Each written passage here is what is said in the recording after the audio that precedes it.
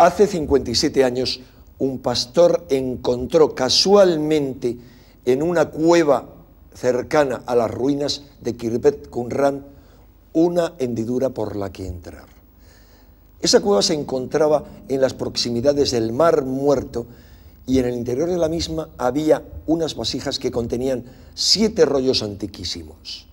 Se trataba de una noticia verdaderamente sensacional, porque eran los primeros manuscritos originales que se conservaban de la época en que vivió Jesús. Estos manuscritos pertenecían a la secta judía de los esenios y provocaron una verdadera revolución entre los estudiosos bíblicos. Tras ese revuelo inicial, el estudio de esos rollos fue monopolizado durante medio siglo por un pequeño grupo de estudiosos católicos.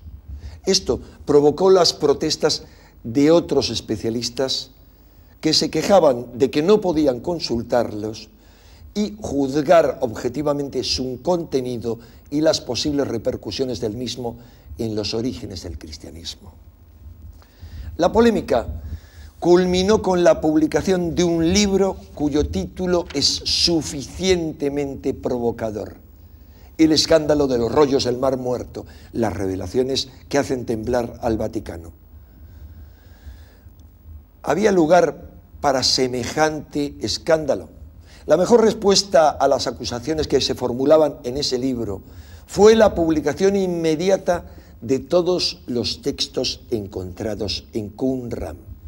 Aquí tenemos su traducción española.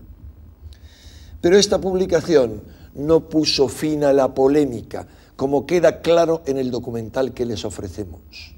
Buena parte de los investigadores aseguran que en estos manuscritos no hay realmente nada importante que ocultar. En su opinión, los autores de estos textos poco o nada tienen que ver con Jesucristo y con sus seguidores. Otros sostienen, por el contrario, que estos rollos nos informan del contexto apocalíptico en el que surgió el cristianismo y confirman que sus raíces son genuinamente judías. Según estos expertos, el Jesús visto como Hijo de Dios que propone San Pablo tiene poco que ver con la fe sustentada por esas primeras comunidades judeocristianas.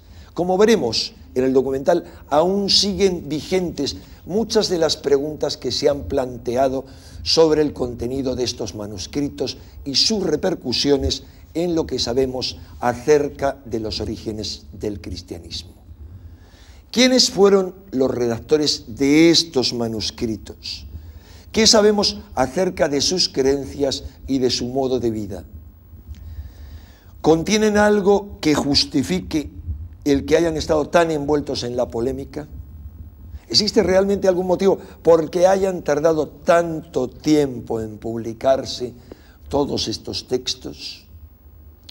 ¿Acaso fueron esenios Jesús y Juan el Bautista, como algunos han asegurado, o al menos se vieron influidos por las ideas de los esenios?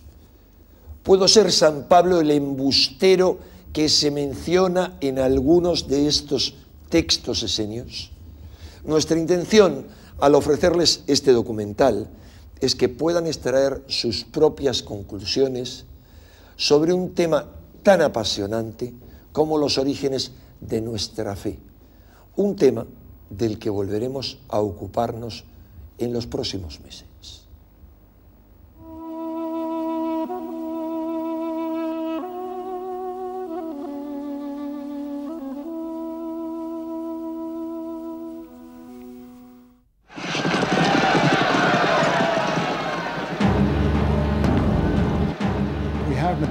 Estos materiales son esenciales para una cabal comprensión del judaísmo y el cristianismo. Se trata de documentos que arrojan luz sobre los orígenes de estas dos religiones.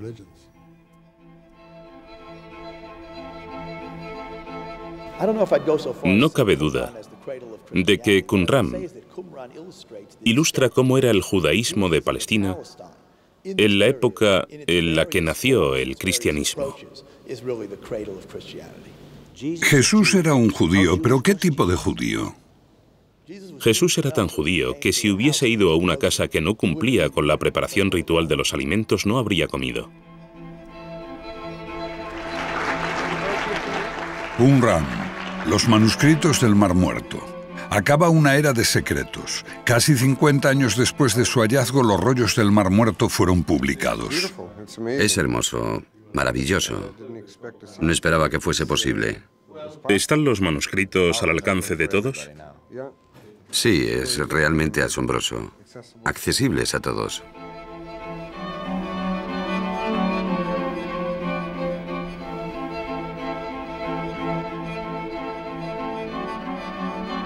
El clan Taamire de beduinos conocía el camino de memoria. Durante generaciones sus ancestros habían llevado los rebaños a través de las lomas del desierto de Judea, junto al Mar Muerto. En 1947, el joven Mohamed Adi, apodado El Lobo, busca una cabra perdida. Al menos esa es la historia preferida. O tal vez estaba buscando viejos objetos para venderlos a los comerciantes de Belén.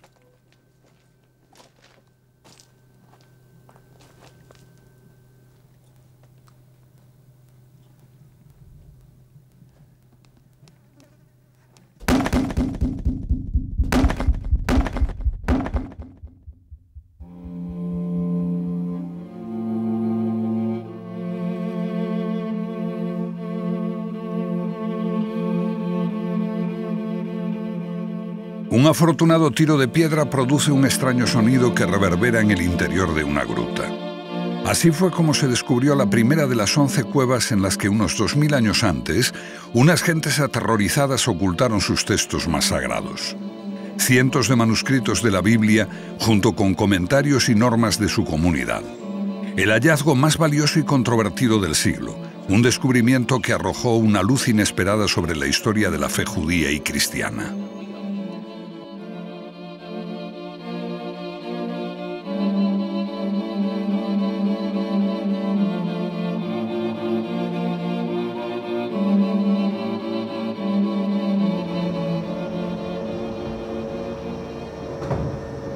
Las catacumbas del Museo Rockefeller en Jerusalén son el mayor depósito de pergaminos y pequeñas piezas, textos y fragmentos de los manuscritos del Mar Muerto. Durante años han sido el dominio de Joe Tzias, científico y conservador. Lo que ocurre cuando mezclas arqueología bíblica, religión y ciencia es que se generan todo tipo de ideas absurdas y de personajes excéntricos. Algunos artículos que aparecen en la prensa americana sobre el paradero de Elvis Presley, una cura para el SIDA, la aparición del monstruo del lago Ness en Florida. Estas cosas aparecen en los diarios y nos llegan cartas del extranjero de gente que quiere saber si es cierto o no. Lo vemos ridículo, todo es absurdo. Durante décadas, los manuscritos del Mar Muerto han estado sujetos al interés público. Aireados por la prensa que informó sobre el lento avance de la investigación, convirtiéndola en un escándalo científico, y también por la naturaleza de los rollos en sí mismos, documentos de un tiempo en el que se configuró nuestra religión y gran parte de nuestra cultura. La controversia ha rodeado siempre a los rollos.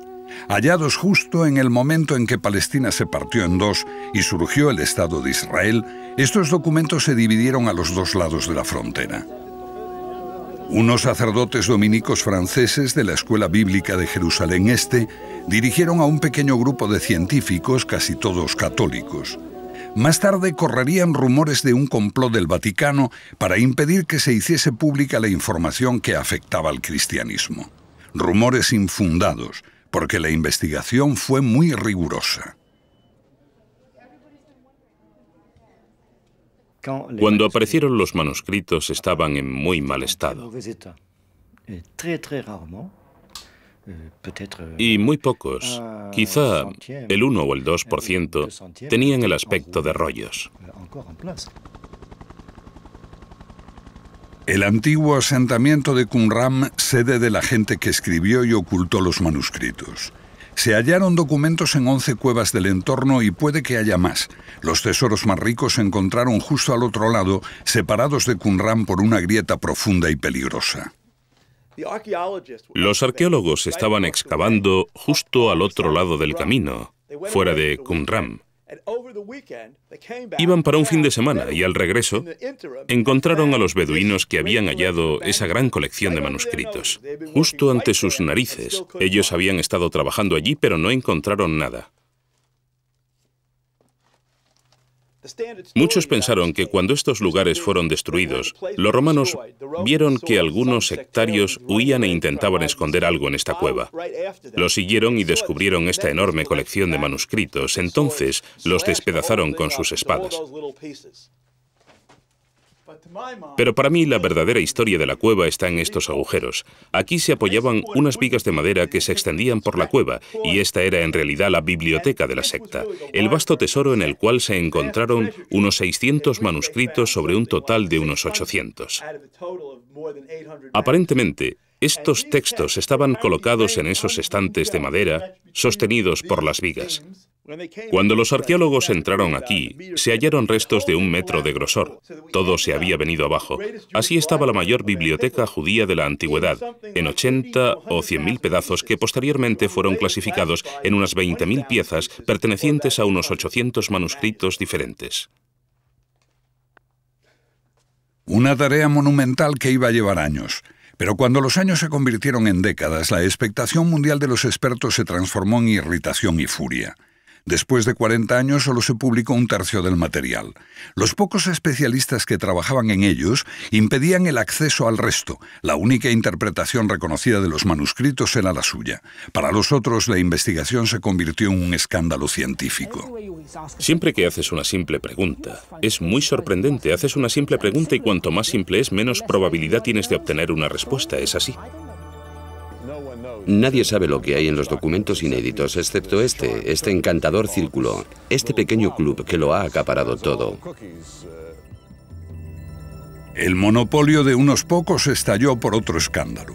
En una entrevista, el profesor e investigador John Strugnell, un ferviente católico, llamó al judaísmo una horrible religión que era originalmente racista. Strugnell fue destituido. Las autoridades israelíes abrieron el estudio de los manuscritos a la ciencia y se preparó una completa publicación en microfichas. En buena medida, esto vino forzado por el activismo de unos especialistas que rompieron el monopolio publicando ediciones piratas con fotografías de los manuscritos. Mientras tenías el monopolio, tenías la interpretación oficial. La interpretación oficial era la teoría oficial, la teoría Xenia. Ahora vayamos a la interpretación de los rollos. Actualmente todo está disponible y esto cambia toda la situación. Y creo que lo que vemos es totalmente nuevo, casi como una refundación de los estudios sobre los manuscritos del Mar Muerto. Ahora llegamos a la batalla de la interpretación de los rollos, el punto donde convergen todas las batallas.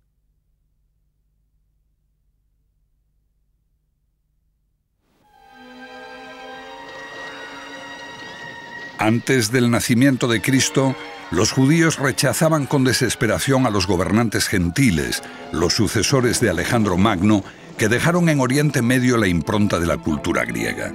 Algunos de esos gobernantes quisieron erradicar el judaísmo quemando las escrituras, erigiendo estatuas paganas en el templo para realizar ritos orgiásticos. Las mujeres que habían hecho circuncidar a sus hijos eran asesinadas con sus bebés. Bajo los macabeos, los judíos consiguieron la libertad, pero por poco tiempo. 50 años antes de Cristo, el romano Pompeyo ocupa Palestina y vulnera la fe judía entrando en el Sancta Sanctorum del templo, reservado solo para Dios. Muchos vieron la llegada de Roma como el final de los tiempos. Este final traería la catástrofe, pero también un Mesías que guiaría a los judíos en una guerra final contra el mal. Roma reservaba sus más horribles formas de ejecución para los mesías, y había varios. Crecía una expectación febril. El sentimiento de que algo dramático estaba a punto de ocurrir estremecía a los judíos. Muchos se retiraron para prepararse para este final de los tiempos. Un historiador romano llamó esenios a esos que se iban al desierto cerca del Mar Muerto. Vivían en apacible reclusión, solo con las palmeras por compañía.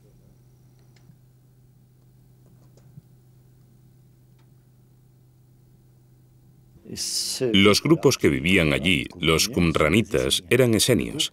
El colectivo de Qumran vivía en comunidad.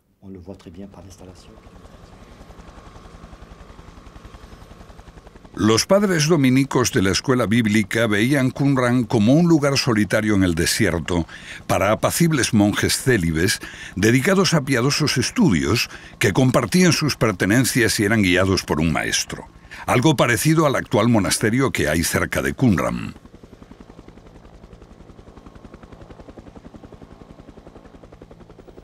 Es una idea muy extendida. Aquí en Qumran estamos viendo la sala de los calígrafos, que es la auténtica habitación donde se escribieron los manuscritos sagrados hace más de 2000 años. Es en esta habitación donde esos escribas trabajaban duro. La mayoría cree que los rollos se escribieron en esta sala, pero ahora sabemos que se redactaron en muchas partes a lo largo de todo el país y luego se trajeron a Qumran. En un determinado momento se escondieron en las cuevas. ¿Por qué esos especialistas creían que hubo un escritorio en Qumran? Porque un escritorio es una sala para copiar manuscritos típica de un monasterio, y como la mayoría de esos especialistas provenían de ambientes monásticos, interpretaron las ruinas de Qumran como un antiguo monasterio. Ellos descubrieron el cementerio allí, pero la parte más interesante es la otra, con cerca de 1000 tumbas humanas, de las que se descubrieron 4 pertenecientes a mujeres. Ha habido muchas discusiones sobre este cementerio, porque entre el 30 o 40% de las tumbas eran de mujeres y niños. Esto parece crear tremendas dudas sobre la idea de que era una secta célibe. Y cuando lees los manuscritos, encuentras un texto que afirma que se podía tener relaciones sexuales antes del matrimonio desde los 18 años. Entonces, resulta bastante obvio, para mí al menos, que este grupo no era célibe. ¿Por qué se les identificó con el celibato? Una vez más, por esa creencia de que esto era un monasterio precristiano. Ese modelo estaba superpuesto en toda la cuestión de la naturaleza de la secta de Qumran. Aquí surge una imagen diferente.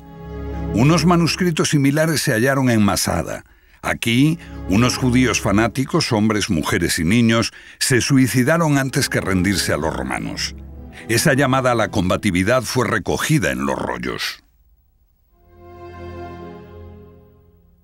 Marchando a la batalla, escribirán en sus estandartes la verdad de Dios, la guerra de Dios, la venganza de Dios, el juicio de Dios, el poder de Dios. Es un grupo de intoxicadores sobre su idea de Dios. Totalmente intransigente, están llenos de justa indignación y entusiasmo, jamás transigirán. Todos fueron dispuestos a morir, sin duda, por eso los manuscritos se escondieron en las cuevas, porque ninguno sobreviviría. Esos esquivos esenios jamás se mencionan en el gran compendio de la literatura rabínica, ni en el Nuevo Testamento, ni en los rollos. Sin duda, no en los rollos. Allí está Chasidim y lo que quieras. En una conferencia celebrada en 1993, los especialistas abandonaron la vieja teoría de una pequeña secta precristiana piadosa y pacífica. Llegamos a la conclusión de que representan una gran corriente que se oponía a la corriente racionalista que se desarrolló en el judaísmo rabínico. Qumran es solo una pequeña parte de ese movimiento, la segunda corriente en importancia. Es una literatura amplia, la más importante. Unos 800 textos desconocidos antes. No es un movimiento menor y aislado. Es la literatura del movimiento de oposición en el período del Segundo Templo. Oposición en tiempos de la llegada de los herodianos y los romanos a mediados del siglo I a.C. Si quieres información de primera mano sobre este periodo, ve a los manuscritos. El problema es que los evangelios se presentan como información de primera mano sobre ese periodo. Pero no creo que sean una información de primera mano. Y tampoco que existiera una misteriosa figura mítica que caminaba sobre las aguas y resucitaba a los muertos. A esta figura sumamente mitologizada la llamamos Jesús.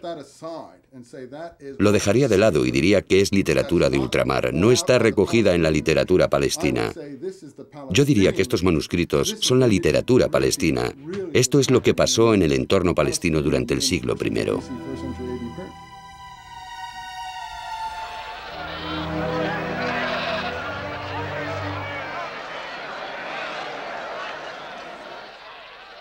Palestina. Un caldero hirviente de fariseos, saduceos, celotes, zadoquitas, sebionitas, de sectas enfrentadas, grupos, partidos.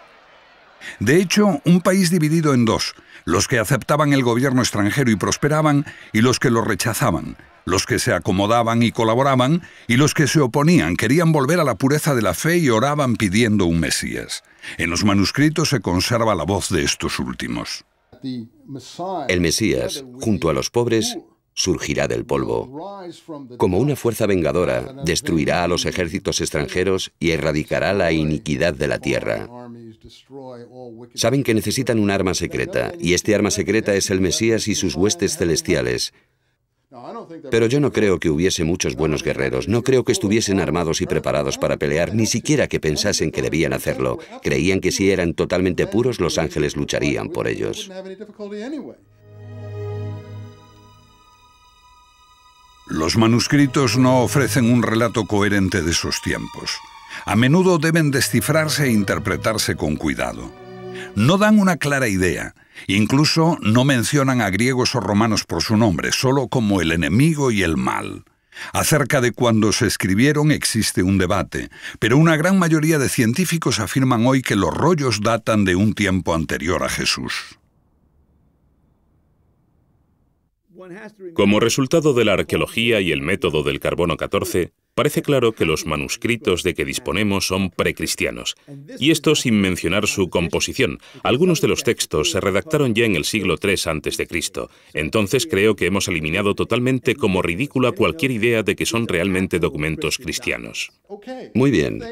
Si se hubieran acabado de escribir en el año 50 a.C., ¿qué pasó con el centenar de años más emocionante de la historia de Palestina? Sabemos que tenían esos documentos en el año 50 después de Cristo porque los pusieron en las cuevas. ¿Dices que no eran creativos, que no tenían nada que decir, que permanecían sentados mientras los hechos más emocionantes y trágicos de la historia de los judíos y de los primeros cristianos pasaban ante sus ojos?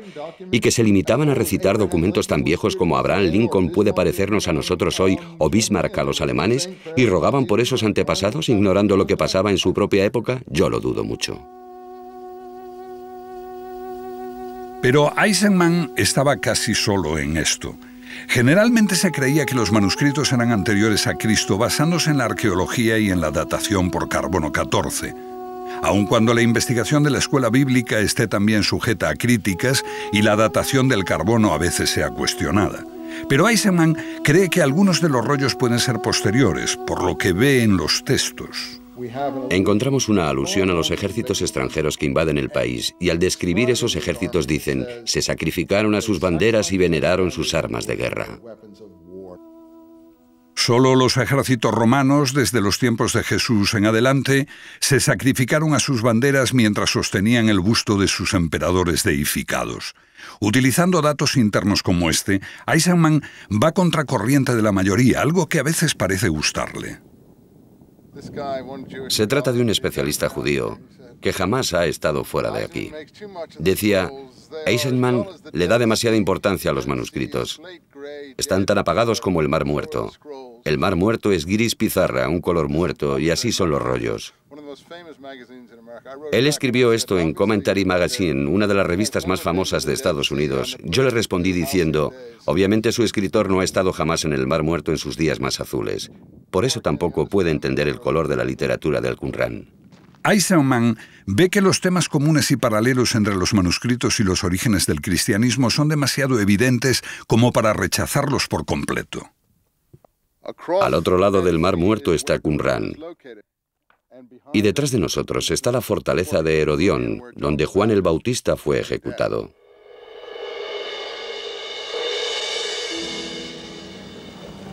Juan el Bautista. Es difícil eludir los paralelismos entre él y Qumran. Ambos están en la misma área. Ambos hacen hincapié en varios rituales de purificación, en el bautismo para la purificación del cuerpo y del espíritu por inmersión en el agua. Ambos atacan el sistema y a los sacerdotes por sus negligencias y sus componendas con el enemigo. Entonces dice, vosotros, generación de víboras, recordad que el fuego está preparado y la paja a punto de arder. Juan se prepara en el desierto para la llegada del Mesías, precisamente como está escrito en los manuscritos. Se separan de sus casas. Separar significa abandonar la zona contaminada por hombres impios, y se marchan al desierto para preparar el camino del Mesías. Así está escrito: prepara en el desierto el camino de nuestro Señor. Haz una senda recta en el desierto para nuestro Dios. Ambos maldicen a los gobernantes por sus vicios. Por ejemplo, el matrimonio de una sobrina con un tío. Eisenman considera esto otra indicación de la fecha de algunos de los manuscritos, porque esta práctica era común entre los herodianos, que gobernaban como reyes títeres en los tiempos de Juan y Jesús.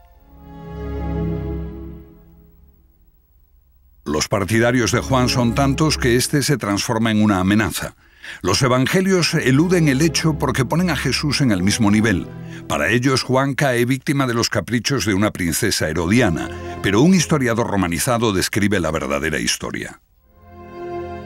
Josefo presenta a los herodianos como temerosos de Juan, porque es tan popular que puede liderar una revolución. Por tanto, no hay ninguna Salomé, ni es cierto el cuento de hadas sobre la fiesta de cumpleaños y la danza de los 7 velos que difundió la cultura occidental en el arte, en la ópera. Hay una dura medida preventiva, que es la ejecución de un agitador problemático. Los manuscritos del Mar Muerto no mencionan eventos específicos, presentan una visión combativa del país y otra interpretación de los tiempos. Hacen que uno vea contradicciones en los evangelios. Además del dulce y místico Jesús, hay otro Jesús intransigente con los poderes, el que limpia el templo de mercaderes. Los llamados cambistas eran en realidad gente que vendía ofrendas. Podían comprarlas los ricos para ofrecerlas en el templo. Y Jesús sentía que eso era intolerable. Con esta historia, Jesús se coloca en el bando de la estricta observancia de la ley. Un Jesús militante, muy al estilo de los rollos del Mar Muerto, nada complaciente, desafiando a los sacerdotes y a sus amos romanos. ¿Qué sabemos del Jesús histórico? Lo describen con acierto los evangelios. Jesús entrando en Jerusalén en un humilde asno blanco.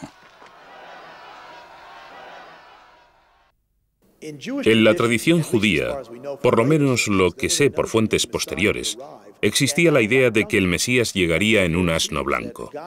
Y por lo tanto parece que los evangelios colocan a Jesús en este asno blanco para simbolizar que es el Mesías. Igual que sitúan su nacimiento en Belén, que es el lugar de nacimiento del rey David, cuyos descendientes se esperaba que ocupasen el trono mesiánico. Los historiadores creen ahora que Jesús vino probablemente del norte, de Galilea, no de Nazaret, porque ese lugar no existía entonces. Ese epíteto debe venir de Nazarini, que significa guardián de la ley. Los evangelistas son capaces de todo para hacerlo nacer en Belén. El Evangelio de Lucas, por ejemplo, dice que no hay sitio en la posada. Este texto lleva a la familia hasta Belén, cuando están viviendo en Nazaret y no encuentran sitio en la posada. Así tenemos la imagen de Jesús favorita, que nació en un pesebre. Esto lo contradice el Evangelio según Mateo, porque en Mateo la familia de Jesús no vive en Nazaret, vive en Belén, y ese es el escenario de Herodes. Tenemos la imagen de la familia de Jesús viviendo en Belén y a Herodes queriendo matar a los niños judíos. Se describe a la Sagrada Familia huyendo de Belén. Dada la naturaleza contradictoria de la información, lo que podemos preguntarnos, ¿qué sabemos de Jesús? Absolutamente nada. Porque toda la información se contradice a sí misma, hasta el punto de convertirse en nada.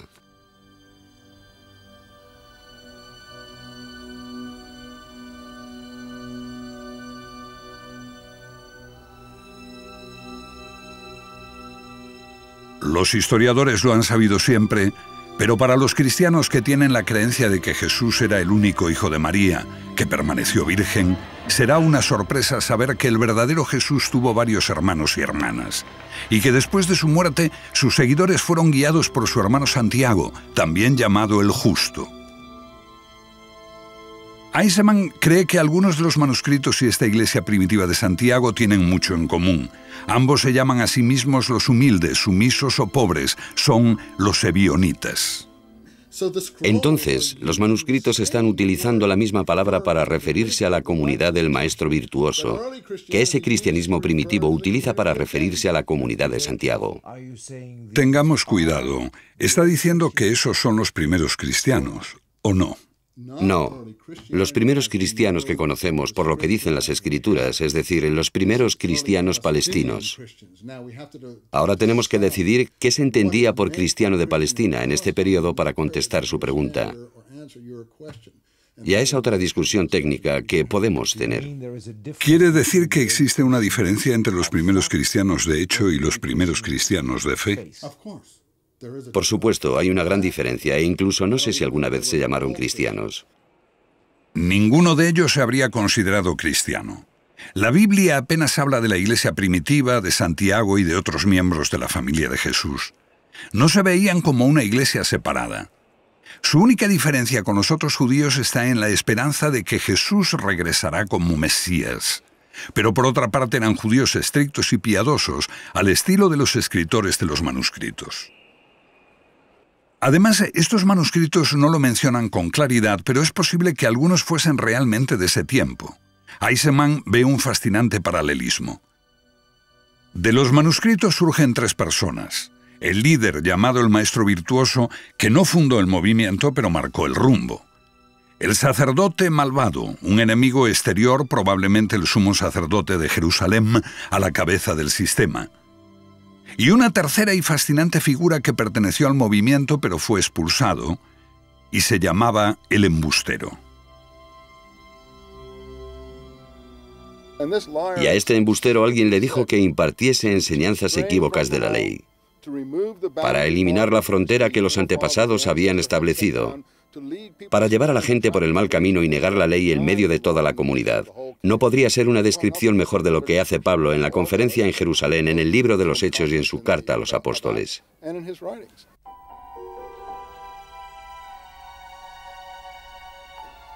San Pablo, considerado como un embustero, los evangelios narran cómo Pablo, enviado por el sumo sacerdote para arrestar a los seguidores de Jesús, se convierte gracias a una visión cegadora camino de Damasco. En los manuscritos del Mar Muerto, Damasco es utilizada como un nombre clave para mencionar la región donde están situados los campamentos en el desierto. Lo que algunos especialistas han propuesto es que Damasco es un distrito dentro del sistema administrativo romano y otro término para designar la región de Qumran. Se trató de una conversión, las creencias de Santiago, pero que después le crearon conflictos, aunque muchos estudiosos, incluido Larry Schiffman, rechazan categóricamente relacionar ambas cosas. Esta teoría se ajusta a la historia. Según podemos reconstruir, parece que muy pronto se desarrollaron dos corrientes. Una, personificada por Santiago el Justo, que quería mantener el cristianismo como una forma de judaísmo, practicando todos los ritos judíos. La otra pretendía ver al cristianismo como un movimiento mundial y ponerlo fuera de Palestina y fuera de la comunidad judía. Y esto, por supuesto, es lo más conocido de las escrituras de Pablo. En esta confrontación entre Santiago y Pablo tenemos el verdadero epítome de lo que se dice de Qumran. En la carta de Santiago dice que si quebrantas un pequeño punto de la ley, eres culpable de quebrantarla toda. Por lo tanto, sé un mantenedor, no un quebrantador. Sé un hacedor. Todas estas palabras las encontramos en el vocabulario de Qumran. Santiago es un cabal representante de la escuela de pensamiento de Qumran. Tiene un compromiso con las leyes del país, con su independencia, resistencia al gobierno extranjero, resistencia al sacrificio extranjero en el templo, resistencia a todo lo extranjero, y Pablo es todo lo opuesto. ¿Qué dice San Pablo? Pablo dice lo opuesto. La vía de Pablo lleva el cristianismo a los gentiles. Pablo dice que todos somos iguales en Cristo Jesús. Pablo representa el cosmopolitismo helenístico.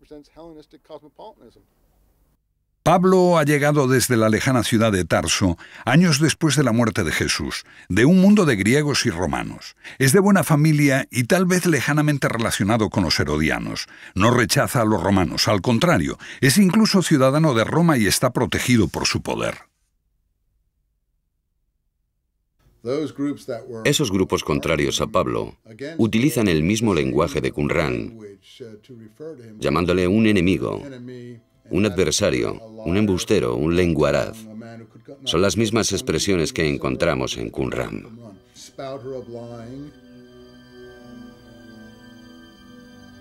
La disputa con los seguidores de Santiago resuena en las Escrituras. Cuando exhorta a abrir la fe a los gentiles en el templo, Pablo es rodeado por una multitud enfurecida de judíos que lo quieren matar. Los soldados romanos lo salvan. De la pluma de Pablo surge otro Mesías, respetuoso con el poder, que invita a poner la otra mejilla y a dar al César lo que es del César.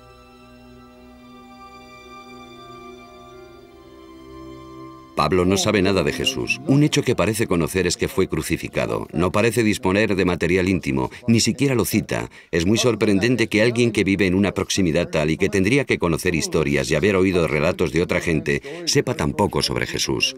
La figura que Pablo sí conoce es la que revela cosas desde una morada celestial. La figura que él llama Cristo Jesús está en los cielos.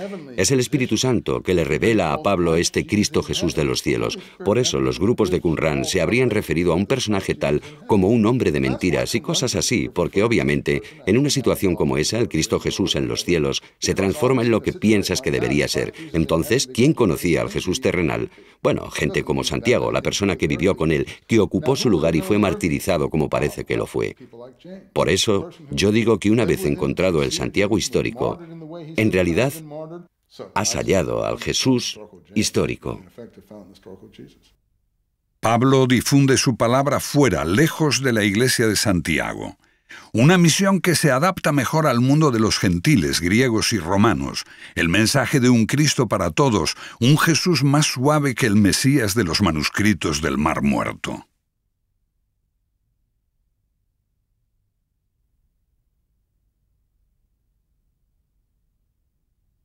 El vocabulario es el mismo, pero los conceptos se invierten. En lugar de agresividad encontramos pacifismo. En lugar de combatividad vemos reconciliación. En vez del mesianismo apocalíptico, tenemos un mesianismo espiritualizado. En vez de un Mesías guiando a las huestes celestiales en una guerra apocalíptica contra el mal de este mundo, vemos a un Mesías que hace milagros, a una figura sobrenatural. La respuesta es muy simple. El poder romano impuso un movimiento mesiánico no amenazador, no combativo y no agresivo que podría tolerar. Los manuscritos se rechazaron porque daban otra interpretación. La gente que conservaba estos manuscritos se negaban a ser parte de ese acuerdo. De hecho, eran muy contrarios y pagaron el precio final.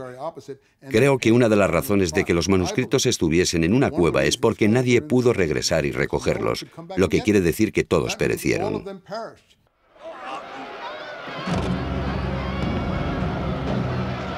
Estamos en el año 67, cuando toda una generación posterior a Jesús muere. Los judíos se alzan contra el poder romano, espoleados por una profecía que anuncia la llegada de un nuevo gobernante del mundo. Él expulsará todo el mal de la tierra, pero el Mesías no viene. El Apocalipsis se torna en catástrofe y holocausto. El emperador Vespasiano arrasa Palestina. Los judíos son diezmados. Decenas de miles son crucificados. Multitud de personas son asesinadas o llevadas como esclavos. Jerusalén arde. El templo es arrasado. Sus tesoros saqueados.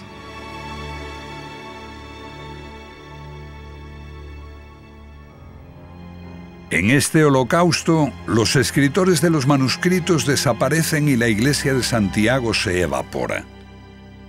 Lo que queda son las comunidades que Pablo había creado. Serán el modelo del futuro cristianismo y los evangelios. Sin el testimonio de ningún testigo ocular, escritos por apóstoles separados de la vida real de Jesús por una o más generaciones y por la grieta del holocausto. Los evangelios de Marcos y Lucas fueron escritos entre los años 70 y 90 después del alzamiento, el de Mateo entre el 80 al 100, y el de Juan más tarde incluso 3 o 4 generaciones después de Jesús. ¿Qué credibilidad tienen los evangelios? Un hecho crucial para los cristianos es la resurrección. ¿Cómo se describe esta? En Marcos, 3 mujeres ven a un joven vestido de blanco. En Lucas, 3 mujeres y 3 hombres ven a 2 hombres con trajes brillantes. En Mateo, 2 mujeres ven un ángel. Y en Juan, solo María Magdalena ve a 2 ángeles. Al compilar su Nuevo Testamento, la Iglesia de Pablo tuvo muchos testimonios contradictorios entre los que elegir, y mucho lo decidió la política del momento. La selección necesitaba tener un amplio atractivo y excluir lo que no agradase a los gentiles. Necesitaría afirmar una ruptura con el judaísmo y desviar la atención de la iglesia original de Jerusalén y trasladar cualquier culpa de los romanos en la muerte de Jesús a los judíos. Así, Jesús casi se transforma en un no judío.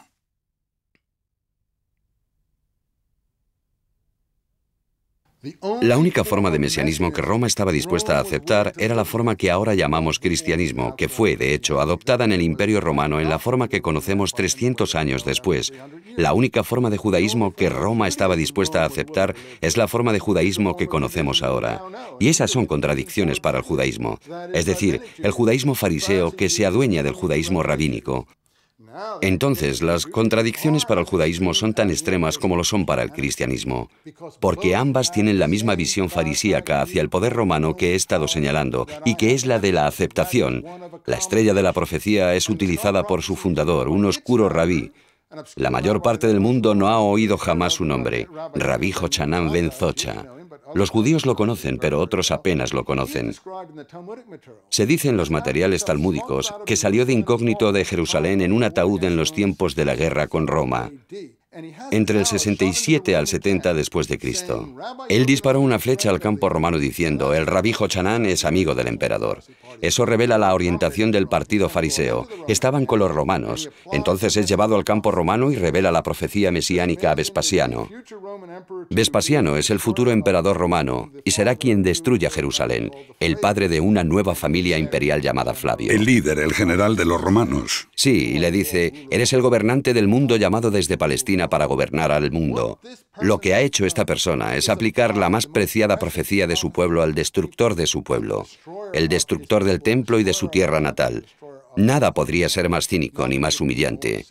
Pero, ¿qué hay en los manuscritos? En esos rollos tenemos la literatura de un pueblo que no se sometía.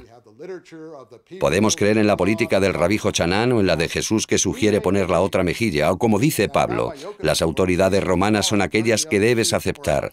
Podemos creer que es una política pragmática y que era la más sabia para sobrevivir. Pero no puedes sino admirar a esa otra gente rebelde. Estemos o no de acuerdo con ellos, eran los mártires de la época. Los otros eran los acomodaticios.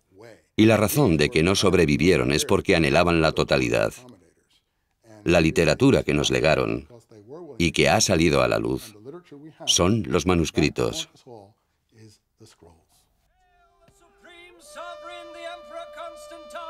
Nicea, año 324, 3 siglos después de Jesús.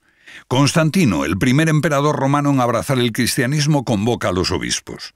Existen disputas teológicas sobre la verdadera naturaleza de Jesús, hombre o Dios. Lo que decide Constantino se convertirá en la base del credo cristiano hasta hoy.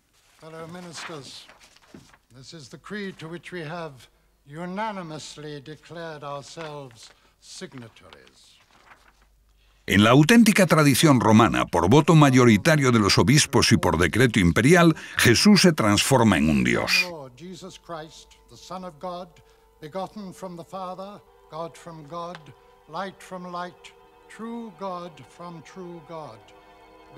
El rumbo iniciado por Pablo concluye: todas las voces disidentes son silenciadas. Los manuscritos del Mar Muerto hablan de hijos de Dios en plural. Son los perfectos, son la gente que cumple perfectamente con la ley. ¿Cómo se hubiese sentido el Jesús histórico de haber sabido que sería llamado el divino Hijo de Dios y el único? Creo que se había horrorizado, completamente horrorizado. Es todo lo opuesto a lo que él representaba o podía haber representado en la Palestina de la que hablamos. Las opiniones de Eisenman son ferozmente combatidas.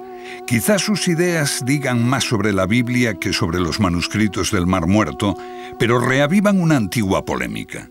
¿Está la Iglesia en lo cierto respecto a Jesús? Cuando el misterio de Cristo se basa en la realidad histórica, surgen las dudas. Estos temas siguen siendo una cuestión de fe.